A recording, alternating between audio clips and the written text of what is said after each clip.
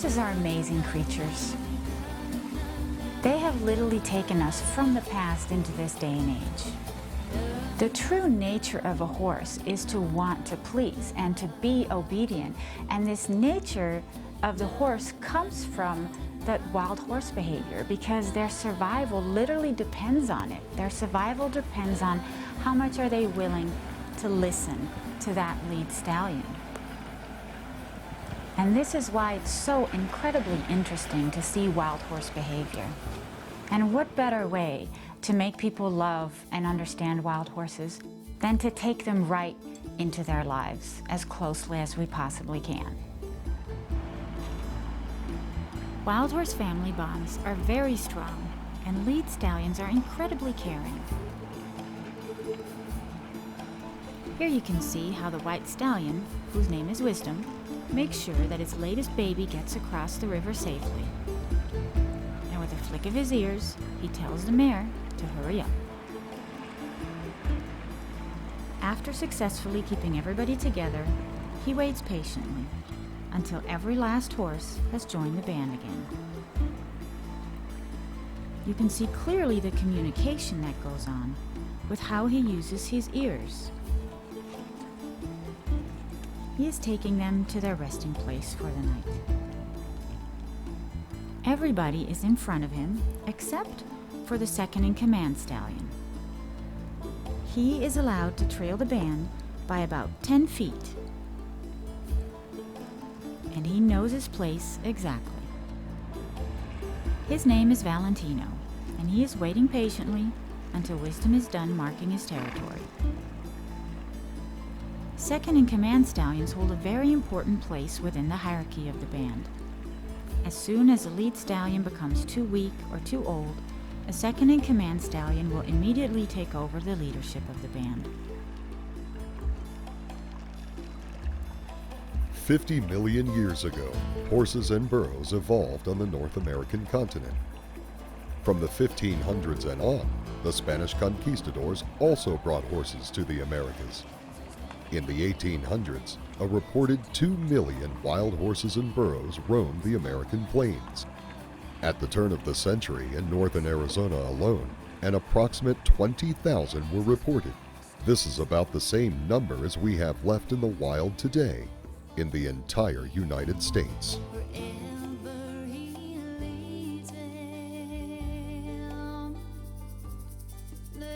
Sadly, since then, they have been shot, captured, poisoned, and killed by ranchers and our government.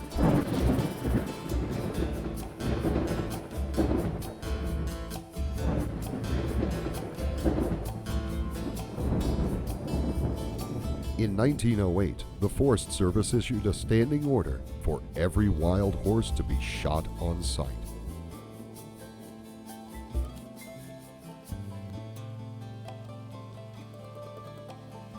The Salt River wild horses likely survived the shootings and the roundups by hiding in the thick vegetation along the river. In 1971, the same agencies that were decimating the wild horses, the BLM and the Forest Service, were put in charge of their management and protection.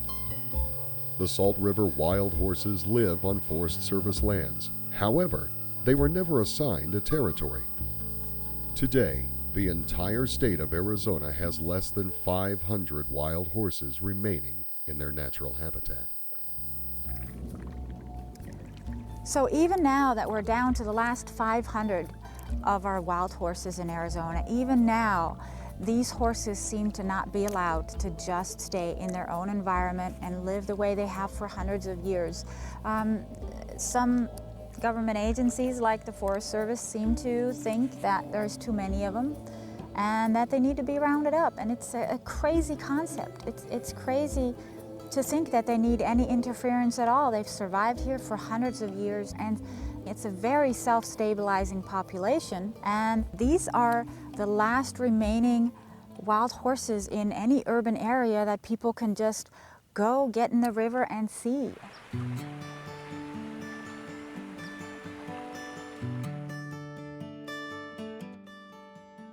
The Salt River offers the perfect environment for a rich array of rare plant and animal species. Here we see a bald eagle quenching his thirst and watching over the domain that he has shared with the wild horses for centuries.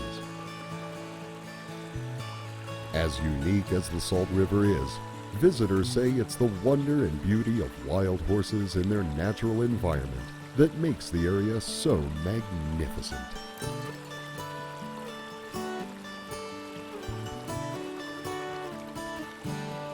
I've been coming to this river now for past 33 years. It's really neat. They feed like moose underwater, and it's really neat watching the mares teach the foals how to do that. And I've got photos of it. That's just really unique. It's just an interesting part of nature, and I'm sure glad that they're here. It's always interesting to watch them as they feed through the trees and the brush, and they bring kind of a natural beauty to this place that probably wouldn't be here. The horses were a cool sight. We enjoyed that, seeing them, and Horses. We come here every week, every Saturday, and they're here almost every single Saturday, and we see usually 2 or 3 sightings of them. Really enjoy them. Coming from Michigan, you don't see that very often, you know, so coming to Arizona, that's kind of one of the things that kept me here. I came all the way from Malibu, where I live, to photograph them, and I had a fantastic time. Can't think of a logical reason to try to move them. horses are out there in the wild, just like skunks or raccoons or anything. That's like saying round up all the wild animals. You know, they're just as wild as they are. Well, they don't know about you, they don't know about me. What they know is that this is their home and this is where they wanna be. So let them be. We find Wisdom and his band today, taking a little nap in the afternoon heat. He positions himself on higher ground so that he can oversee the whole band. As soon as a member of the band decides to go wandering off on their own, the lead stallion, who is always on duty, will notice immediately and will start urging the straggler to get back to his mom. This behavior is called snaking, and even the very young ones know exactly what this means. Wisdom pushes the baby patiently and only urges it as much as he needs to. Horse populations are stabilized by mountain lions, bobcats, and coyotes. The survival rate in the first few months of their lives is only at about 60%. Unfortunately, we've seen quite a few babies disappear this summer. Wisdom is only satisfied after he sees the baby return safely to his mom. Oh my gosh, it's so awesome documenting these guys. You know, normally when we document wild horses, we're like way out in the boonies, acres and acres. We have to have 4x4s and go tracking them, and you know, then you still have no guarantee that you're going to see any wild horses at all. And here people can just get on the river, and it hasn't been a day where I haven't seen horses. It's just amazing. It's an opportunity like nowhere else in America.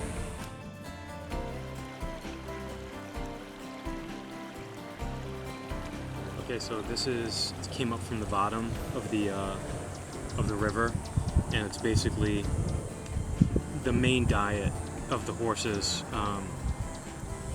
It's probably a pretty good diet. And then over here, part of their diet is also the reeds that grow along the riverbanks.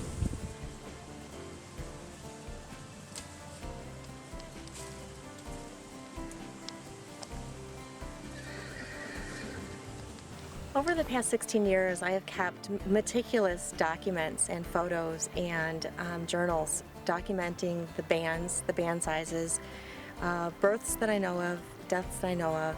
If the government is accurate with their 25% growth increase, then the approximate 50 horses that I saw in 1997 would have grown to about 800 horses today. And that's absolutely ridiculous. If there's approximately 110, that would be a lot of horses. This is an incredibly self-stabilizing population.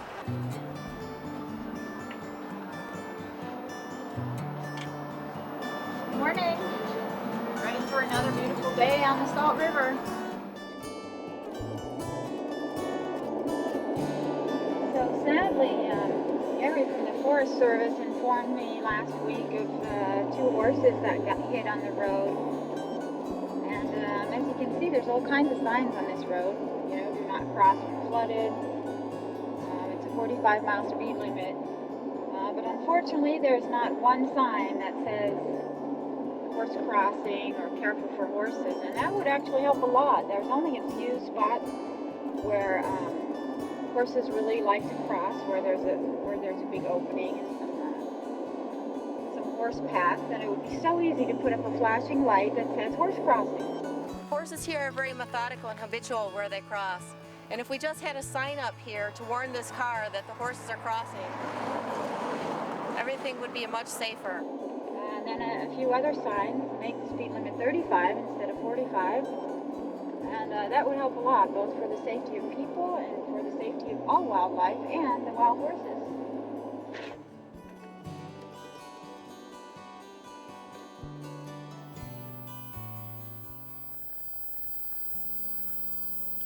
So we just came across this really old, rusted barbed wire fencing here, and it seems to go all along here to the right and all along to the left for a really long ways, and we're about 20 yards from Bush Highway here. You can hear the traffic behind me, and I just think it's awful. Obviously, this is the cause of what we saw the other day. We filmed this poor horse entangled in barbed wire, and who knows how many horses and wildlife and deer this has happened to. You know, it's an awful, awful death, and there's just no reason for it. You know, horses die of all kinds of natural causes, but this is not a natural death, and a very, very awful one at that. So we just hope that the Forest Service will do something about this and about, you know, garbage in the river, instead of worrying about perfectly natural wild animals that live here and that have a place here and that should live here.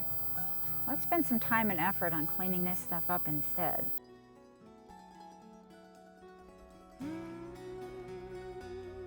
This is what the bottom of the river looks like. It takes between 200 and 500 years for an aluminum can to decompose. Every year, more waste is accumulated as the Salt River Tubing Outfit has a permit for allowing thousands of people in tubes on the river.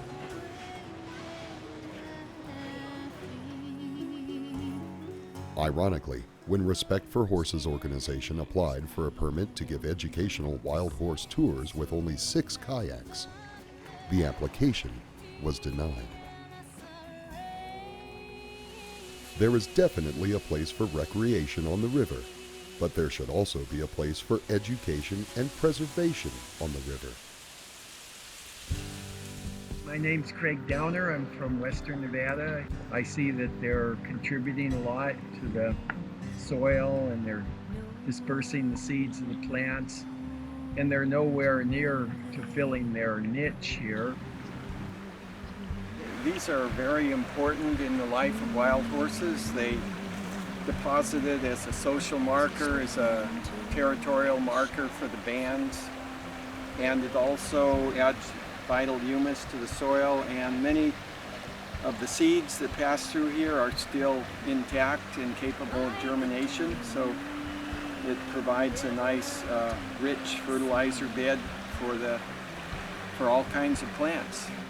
It's really an honor to be here with Respect for Horses and to help bring sense to the authorities so they can stay here and live their good natural lives.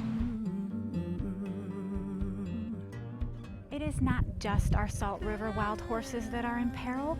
It is wild horse herds all over the country.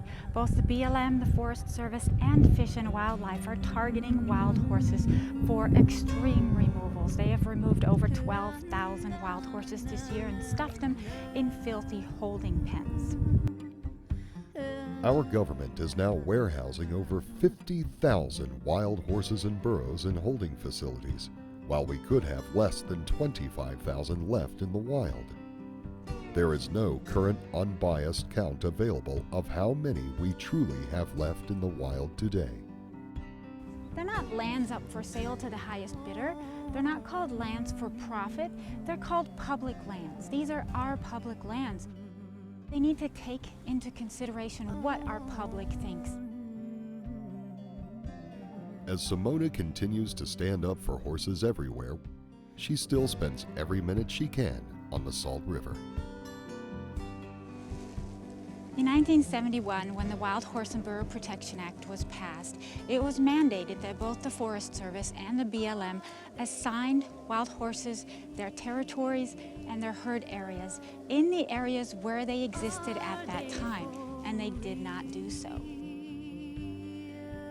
Therefore now, these wild horses that aren't harming anybody are left without a territory, and the Forest Service can pretty much do whatever they want at any point in time. They are a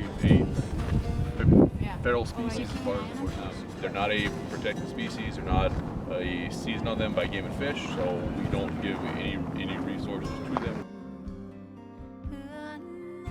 How ridiculous to think that the wild horses don't belong here, when they were here long before our ancestors were even here, long before Arizona was even a state, and certainly long before the National Forest Service was established here. People remembering them from way back when, that the horses were here, the Forest Service made a mistake. There's no doubt about the fact that the horses were there because I saw them. Of course there were wild horses on the river in 1971. I'm an eyewitness. I was tubing down the river many times. At home, I have a 1957 Arizona Highways magazine that has an awesome picture of the wild horses in the exact same spot I go to today to photograph them. There's absolutely unequivocally no doubt that these horses have been here for centuries. So we're asking the Forest Service, give them their rightful territory. Give them a wild horse preserve where people from all over the area can come and admire wild horses in their natural habitat. Respect for Horses and ARM Investigations are asking the Forest Service to accept their Salt River Wild Horse Preservation Proposal, which addresses all of the Forest Service's concerns, from poop in the parking lots to horses being hit on the road. The Salt River offers the perfect opportunity for the first real wild horse preserve.